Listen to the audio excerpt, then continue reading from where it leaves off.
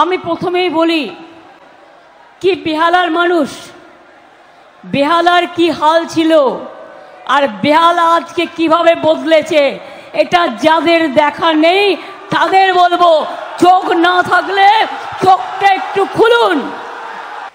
এই যে মেট্রো আজ বেহালা দিয়ে যাচ্ছে, এটা কার সময় করা? কে করেছিল? টাকা রেখে এসেছিলাম পিঙ্ক বুকে, যাতে আমি রেল মিনিস্টার থেকে চলে গেলেও প্রজেক্ট যাতে ক্যান্সেল করতে না পারে। আপনাদের মনে আছে আমি রাষ্ট্রপতিকে নিয়ে এসে ব্রতচারী ক্লাবে এই প্রজেক্ট উদ্বোধন করেছিলাম। আর একজনকে আমি যদি আজকে থ্যাঙ্কস না দিই তাহলে আমি ভুল করব। সে আজকে হয়তো ডাইরেক্ট তৃণমূল কংগ্রেস করেন না, সেটা অন্য ব্যাপার, কিন্তু তখন সে মেয়র ছিল।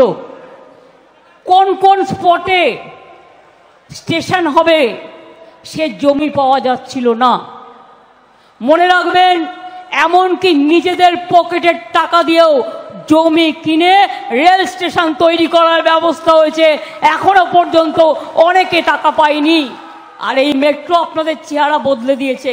3 বার করে প্রধানমন্ত্রী উদ্বোধন করছে, লজ্জাও করে না। একটা প্রোগ্রাম করতে 13 বছর লাগে। আমি 2009 সালে করে দিয়ে গিয়েছিলাম, আর আমি যদি থাকতাম 2 বছরের মধ্যে কমপ্লিট করে দিয়ে বেরিয়ে যেতাম। এখানে ট্রাম লাইন ছিল, মনে আছে আপনাদের?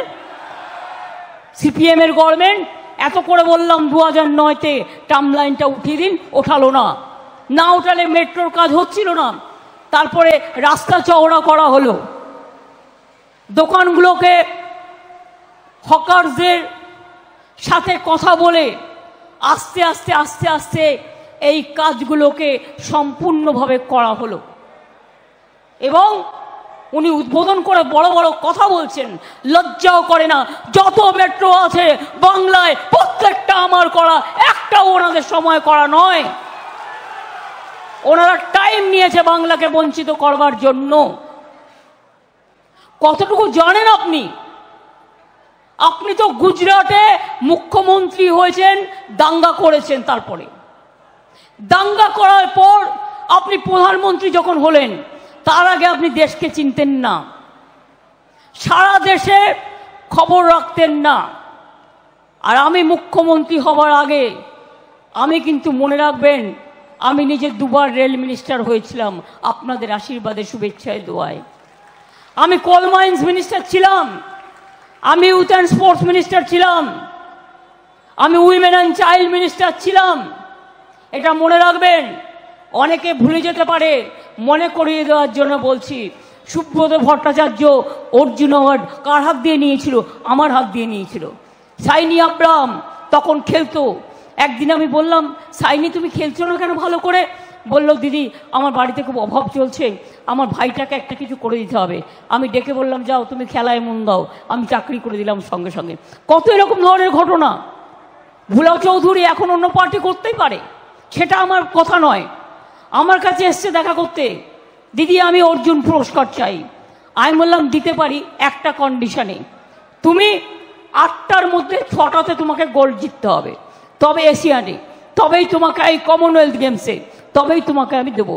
এবং ও জিতেছিল 6টায়, ওকে আমি দিয়েছিলাম অর্জুন অ্যাওয়ার্ড, আমার মনে আছে।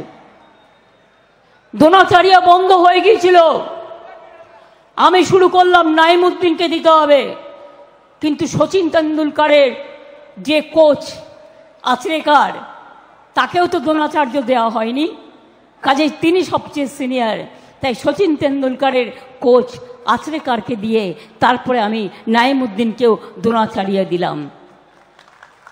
এরকম তো কত ঘটনা জীবনে আছে। ন্যাশনাল কমিশন অন উইমেন আমার সময় তৈরি হয়েছিল। হিউম্যান রাইটস কমিশন আমি 21 দিনের ধর্ণা দিয়েছিলাম স্প্ল্যানেড স্টে, তখন আমি আপনাদের এখানকার এমপি। সেই অবস্থাতেই ভুলে গেছেন বেহালার মানুষ ভেজাল তেলের কথা? এই রাস্তায় কত রক্ত ঝরেছে আমি কিন্তু ভুলিনি।